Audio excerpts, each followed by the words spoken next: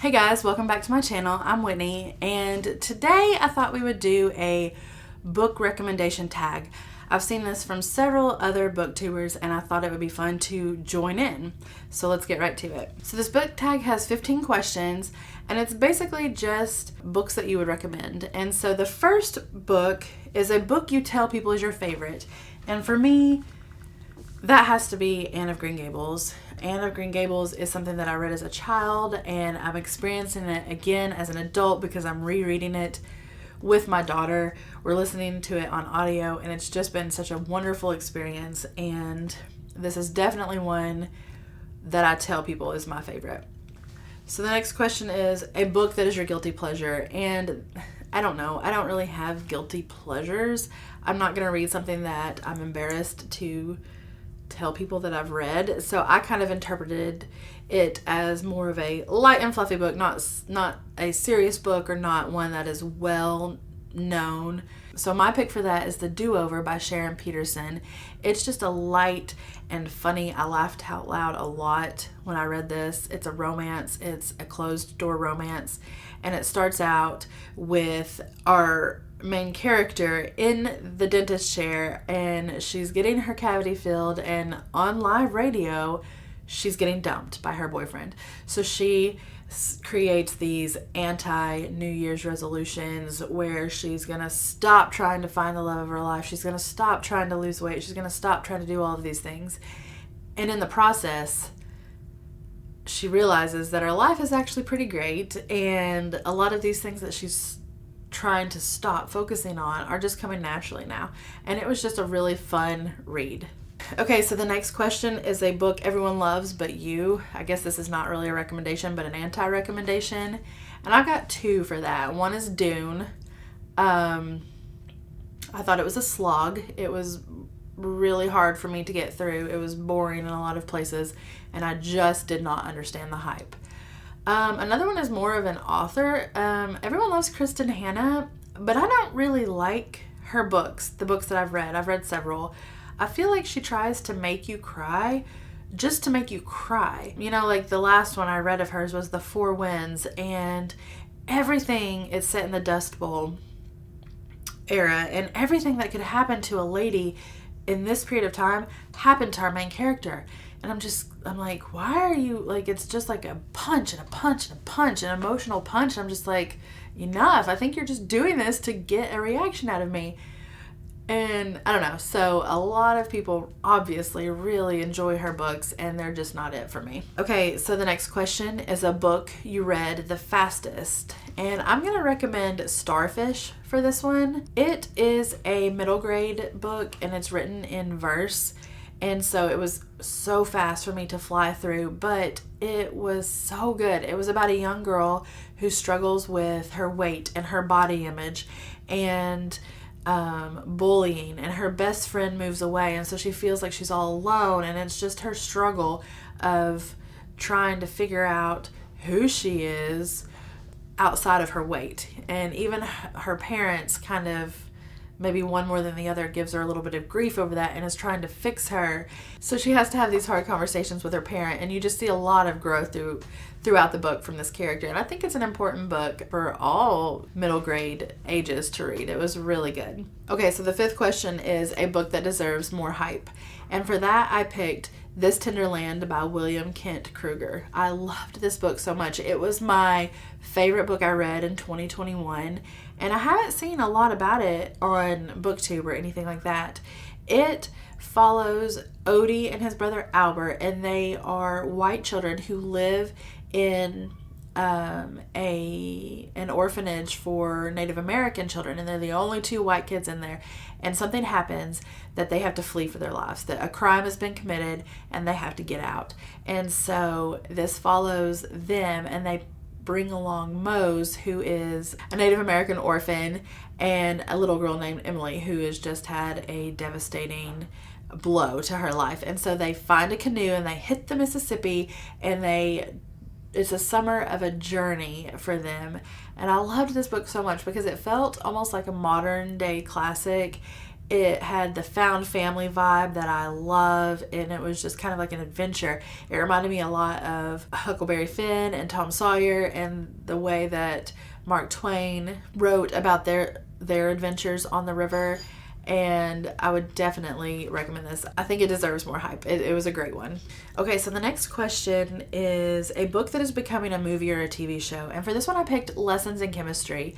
I really enjoyed this book. It's set in the 60s, and it follows Elizabeth Zott, who is not your average homemaker wife in the 60s. She's a scientist, and she wants to be a scientist, even though that is a world that is not open to women at that time. And then something happens, and she unexpectedly gets pregnant. And so she decides that she's going to have this baby, and she's going to be a mom and a scientist. And it's just her story. But the characters are so quirky and lovable that it's just easy to fall in love with. And so I'm excited to see how they portray this on film. So I'm excited about this adaptation. Okay, so the next question is a book you have reread the most, and I've got to say it's probably Little Women by Louisa May Alcott. This was a favorite of my childhood. I read it multiple times in my childhood. I've read it recently with my daughter for a book club that she was a part of, and she loves it. My oldest daughter, I read it with her. She loves it. It's just a wonderful book, and when I want something cozy and nostalgic, this is what I turn to. So this is definitely my most reread book. Question number 8 is a book from a genre you don't typically read. And for this one, I picked A Place to Hang the Moon by Kate Albus. And the reason I picked it is because it's historical fiction, and I don't read a lot of historical fiction. Yes, it's middle grade, which I do read a lot of, but I just don't read a lot of historical fiction. It's not something that I gravitate towards, but this book was so wonderful. This book follows 3 siblings, and it's set in World War II, and they're being raised by their grandmother. Well, their grandmother suddenly passes away, and she doesn't leave anything in her will as to who is going to care for these children. They don't have any other family. And so there's the lady's solicitor decides to send the kids on a bus with a bunch of evacuees, because London is getting evacuated, to the countryside, in the hopes that whoever they end up with will love them and want to adopt them. And so it's their journey from the city to the country in a time where a lot of chaos is happening. And I just love this story. It's a fast read because it's middle grade, and it's heartwarming, and the 3 siblings you fall in love with very quickly, and their plight to find a family is just so heartwarming and sometimes heartbreaking, and it was just a really good read. Okay, so the next question is a book that deserves all the hype it gets, and for that one I chose The Bodyguard by Catherine Center. I really enjoyed this book. I've never read any other Catherine Center books, but I would definitely pick up some of her books in the future. This follows a woman who is a bodyguard, even though she does not look like a bodyguard, and a famous person, and he's in the spotlight. Well, he has a stalker, and his mom gets sick, and so he has to travel home to his Texas ranch, and because he has the stalker, he needs a bodyguard. But he doesn't want his family to know about the stalker because his mom is sick. He doesn't want to add any more stress to her. And so she poses as his girlfriend. And it's just a really fun story. I enjoyed it a lot. And a lot of people do. And it definitely deserves the hype that it's getting. Okay, so question number 10 is a book you usually recommend when asked to give a recommendation. And I can't say that I recommend this particular book every time someone asks me what to read, because everybody's taste differs and you got to know your audience. But a book that I recommend a lot is Mistborn by Brandon Sanderson. This book is perfect if you're just getting into fantasy because the magic system is easy to understand. Yes, there's world building, but it doesn't overwhelm you. And this follows a guy named Kelsier who has been enslaved. And he is a thief, and he's good at what he does, and he determines that this time his mark is going to be the Lord Ruler, the main guy over everything. And so he gathers up his little band of misfits, and they set out to complete the ultimate heist. And I really love this series, and it's one I recommend a lot. Question number 11, a book that has your favorite characters. And for me, this has to be the Inspector Gamache series by Louise Penny. The first one is called Still Life, and it features a small town in Canada with an inspector who has to solve mysteries and crimes. And I just love these characters so much. Louise Penny writes such amazing characters. They're flawed, and they're totally human, and they're totally relatable, but they're still so lovable. And every time I open up one of her books, it's like revisiting old friends and being back in a place that I have visited multiple times and loved. And so, I don't know. I think anytime somebody mentions characters, these are the books that pop in my head for sure. Question number 12, a book you could live in.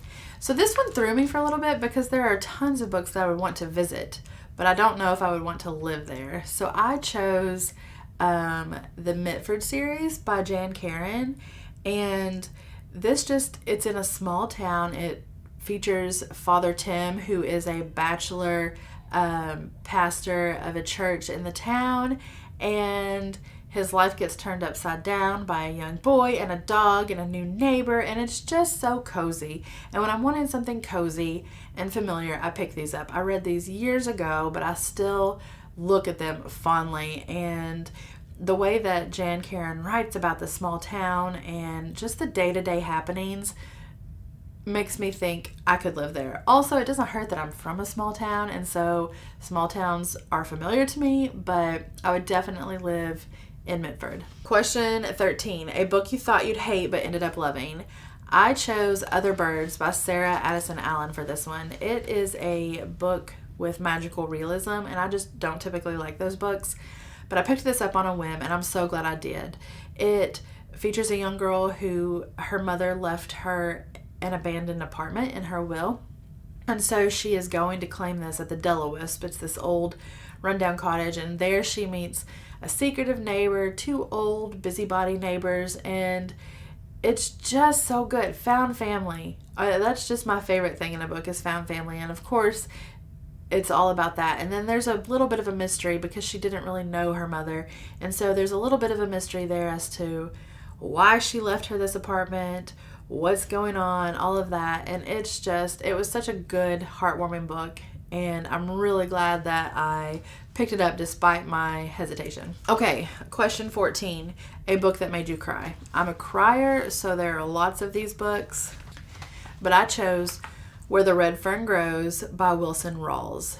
I read this several years ago with my kids, and we actually listened to it on audio on the way to a trip, and by the time we got there, we were all bawling. It was so moving. It follows Billy, who is a young boy, and he's got two dogs, Old Dan and Little Ann, and he trains them to hunt, and it's just this story of love for a pet, and of course tragedy is woven in as well, and it is just it is a heart-wrencher for sure, but that one definitely made me cry. Okay, last question number 15.